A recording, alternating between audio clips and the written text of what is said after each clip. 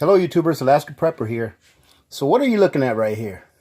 This is the bowl that I used last, just a second ladies and gentlemen, to make a couple of loaves of bread that my wife wanted to give away as a gift. Yes, ladies and gentlemen, she took it there.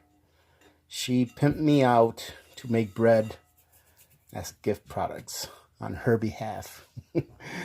So I was going to wash this bowl out. As you can see, it still has all of the little dry clumps of dough that stuck to the bowl. And I started thinking, now I haven't seen any other YouTube channels do this. And I'm not saying that there aren't any out there that have done this. I have seen channels where they preserve like a mother for sourdough, like a sourdough base. But some people don't like sourdough. In this family, 2 out of 4 of us like sourdough. But we all like regular bread. So what will happen if yeast becomes unavailable? This is the type of yeast that I use. And this is the kind that you have to actually put in the warm water and allow it to come back to life.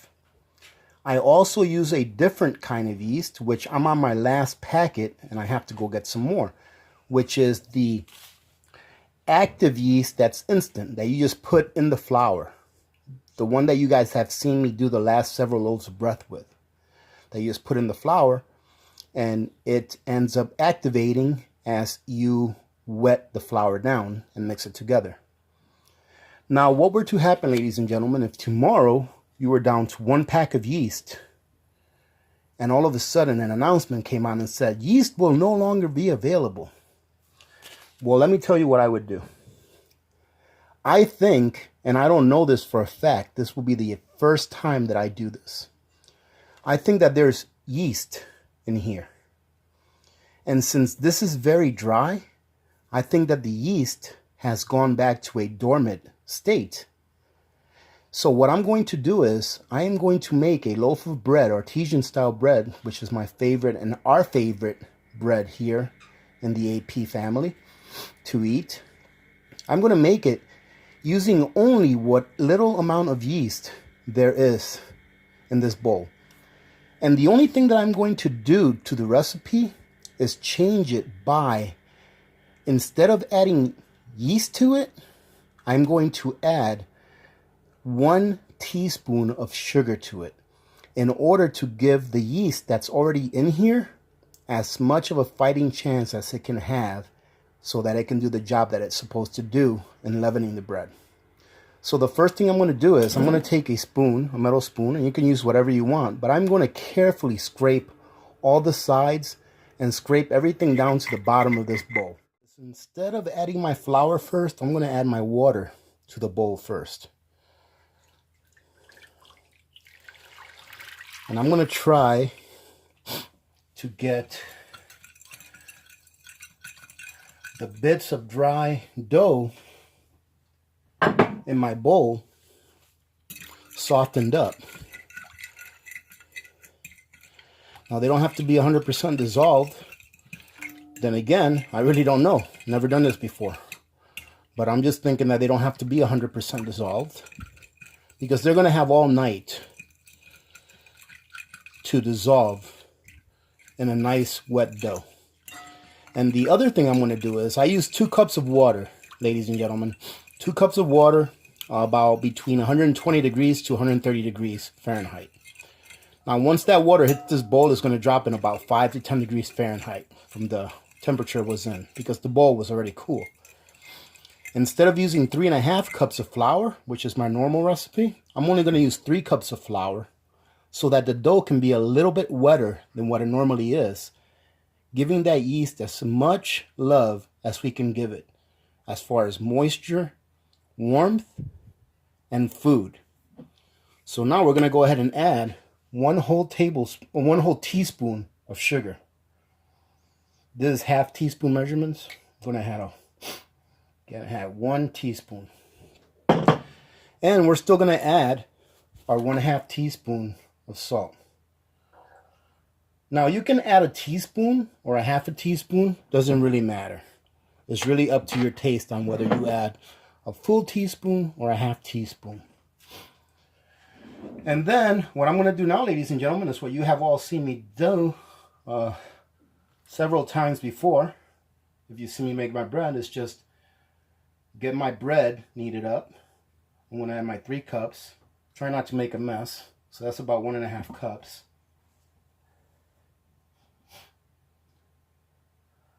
About 2.5 cups. And we got about 3 cups there. And now I'm going to stir it around. And I'm going to make my dough. And then what we'll do is, once we make this dough, we're going to go ahead and cover this up. And we're going to let it sit overnight. But instead of just letting it sit in the counter, I'm going to wrap it around with some towels. And I'm going to put it in the microwave to try to keep as much warmth in there as we can. Actually, instead of wrapping it around in towels and putting it in the microwave, I'm going to wrap it around in some towels and put it in one of those insulated bags like you get from Walmart or from Costco. You know, they're insulated. Wrap it around there. Try to keep as much warmth in there as we can. And then what we'll do is we will come back in the morning and check out what it looks like, and we will put it to the test and put it in the oven so that it can cook up and see if it garners the same results that we've had in the past by using the straight yeast. So we're pretty much done on this step, ladies and gentlemen. Our next step is going to be putting it up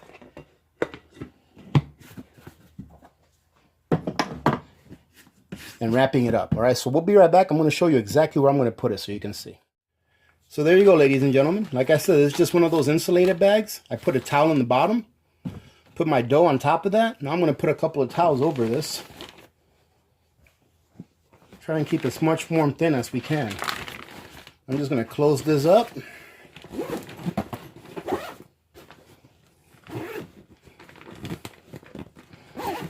And I'm going to leave it on top of the counter over here, out of the way. And then we'll be back tomorrow morning to cook this bad boy up and show you guys how it comes out. Now, while that's happening, I wanted to show you my vanilla. For those of you that didn't see me prepare this vanilla extract months ago, I wanted to show you how it's doing.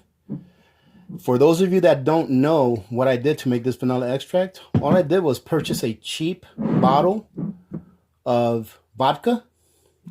From what I understand, it can be done with white rum and it can be done with brandy as well. But I used vodka and I used 5 vanilla bean pods like this.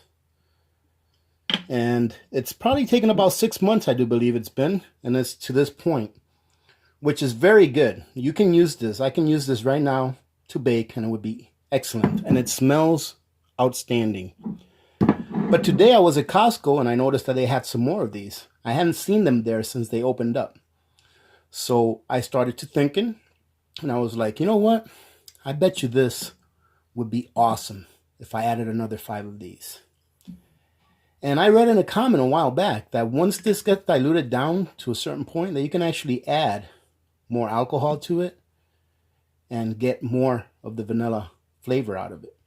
So I'm going to go ahead and put 5 more of these in here, and I'm going to keep you guys updated as to how that's doing. I think that with 5 more, with a total of 10, which is a total of $32 worth of vanillas and $5 worth of vodka, I'm at $37, which is about $3 more than what you are going to pay for the cheaper vanilla extract, pure vanilla extract that comes in a 16-ounce bottle. So you're getting probably more than twice as much vanilla for $3 more than what you pay for a 16-ounce bottle. I think that's a great deal. Now, if you just use it in this form, you're only paying about $20 or $21.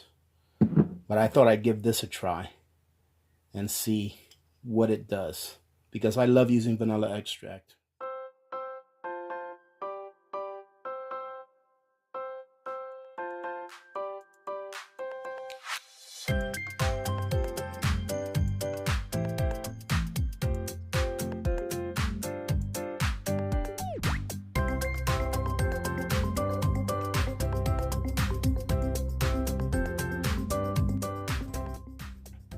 Now, as you can see, ladies and gentlemen, I put them all in there, and I did leave the last one whole because I just think that's cool to have a whole one in there. I don't know why, but look at that. I would say that in about 5 or 6 weeks or 2 months, this will be twice as dark as it is now. Once the alcohol dissolves, the rest of the vanilla is in there. Now, I've had a lot of people asking me when I'm going to do my next wax cheese. Oh, look at that. I left a little bit on there. I'm going to have to open this up and put it in there. I've had a lot of people asking me when I'm going to do the next wax cheese cutting. And to tell you the truth, I've been slacking on that.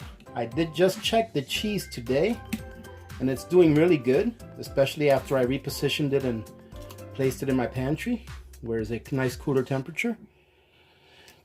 And it's looking really good. So maybe next weekend or so, or pretty soon, I'll go ahead and cut into one of those and make us a grilled cheese sandwich. See what it comes out like. Good morning, ladies and gentlemen. So it is now about 3:15 in the morning, and I am up, and the first thing I came to check was the dough to see how it's doing. I haven't even pre-started my oven yet because I haven't looked in here and I don't know what it looks like. So if it needs more time, I'll let it proof for another 12 hours or so if need be. But before I open this up, I wanted to go over something with you guys really quick. I was checking my comments and I was checking my Facebook account, and I got a pretty disturbing comment or question. And I believe it was from a very nice lady named Audrey. And it's going back to my pinto bean pressure canning video that I did, where I showed you all that I placed 1.5 cups of pinto beans, of dry pinto beans, into my quart containers. Now, Audrey tried this, and it seemed that her jars, a couple of them did not seal because the pinto beans hit the rim and did not allow the lids to seal. And I just wanted to tell you all that maybe I should have mentioned this in that video, and I probably should have. It could be different depending on the altitude that you are, and maybe the types of beans that you're using. Maybe they're larger pinto beans or they're more drier. I really don't know. But I just wanted to show you what I do, something that I haven't mentioned before. And I'm really sorry about that. I really am. I feel terrible about that. But a question that she asked me was, are they safe to eat?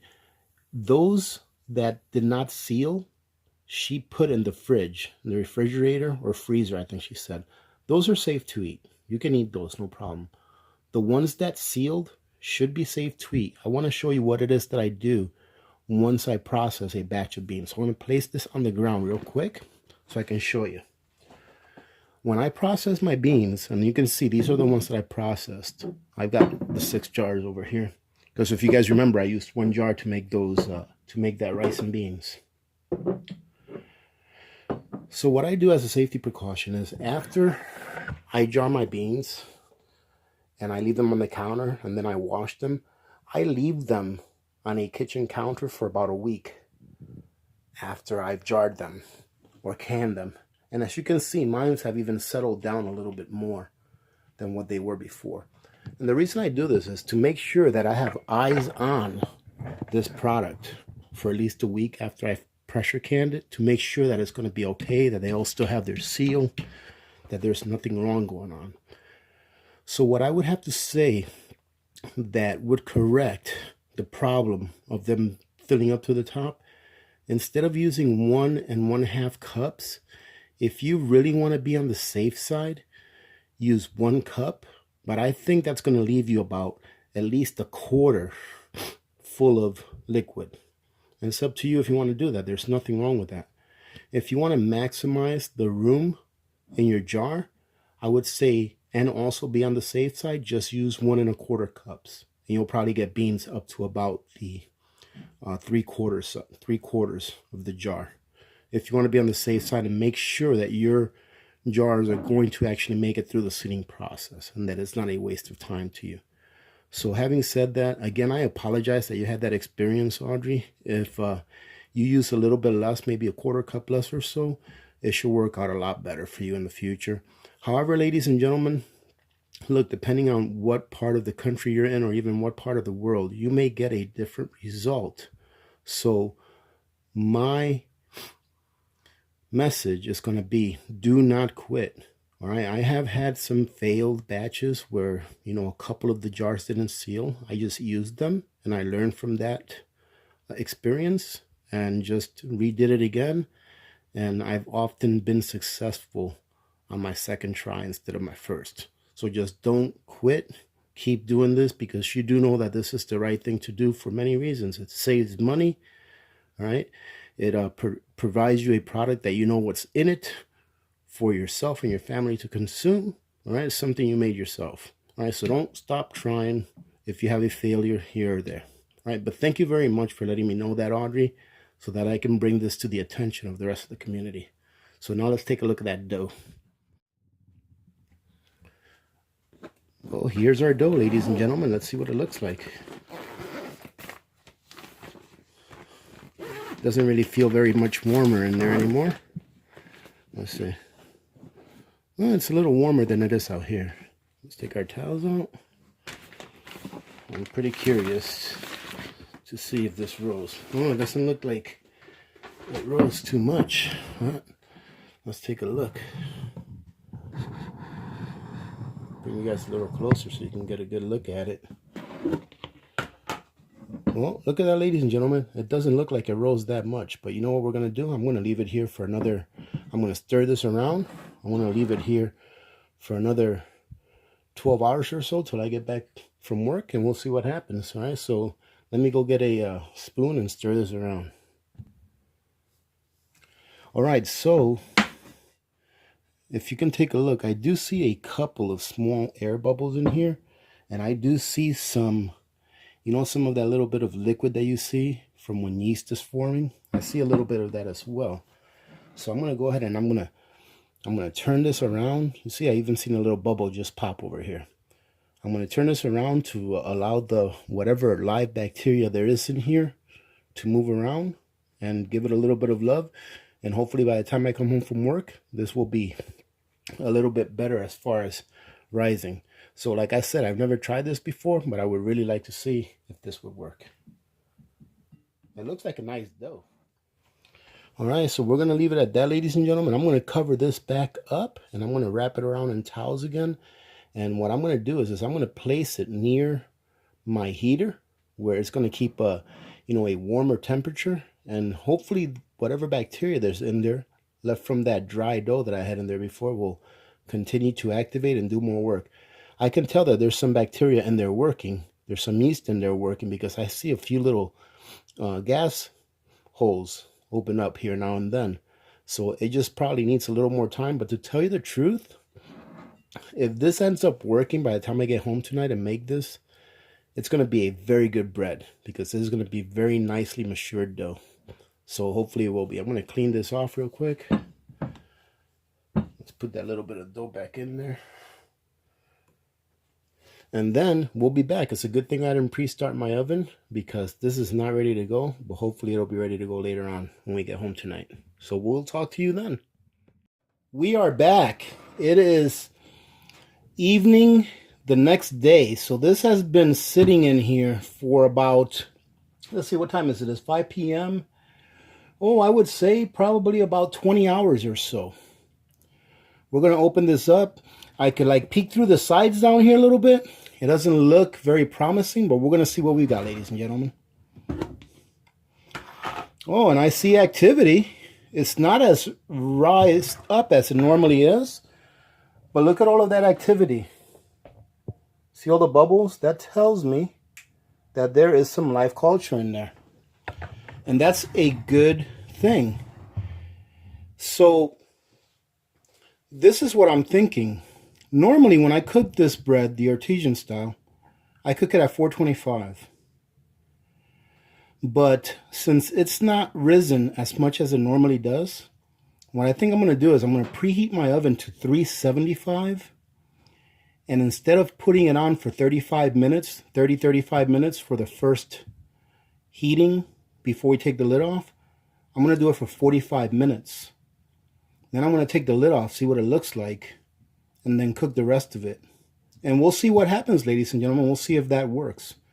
So what I'm going to do now is what I always do. You guys have seen this a dozen times, so I'll put it on fast speed. That way, if this is your first time seeing it, you'll see how I do this. Okay, but I'm just going to go ahead and fold this dough, put a little flour on it so it doesn't stick to itself, then put it in a different bowl. Let it sit there until the oven is preheated with a Dutch oven in there, and we'll see how it comes out. Okay, so I'm going to go ahead and do all of this on fast speed, and then I'm going to bring you guys back when I take the first look at about 45 minutes at 3:45.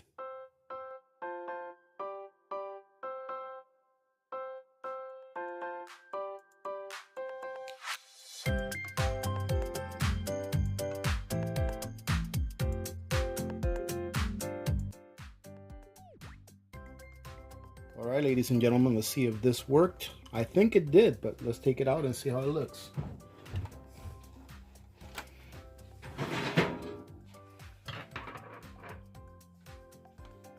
Well, ladies and gentlemen, I must say it's about a quarter flatter than what it normally is. But I'm gonna let it rest here for a little bit. We're gonna cut into it and see what it looks like. So we'll be right back. All right, so this is what it looks like. See that? Like I said, it's a little bit flatter than normal, but I think that if you were to try this method and you saved a little bit more of the dough to let it get dry, that we'd have much better result. But the idea is that we know that we can actually cook or bake some bread that's not sourdough, that's regular leavened bread, with some of the leftover yeast that exists in the dry dough that you use to make the bread. So let's go ahead and cut it and see what it looks like.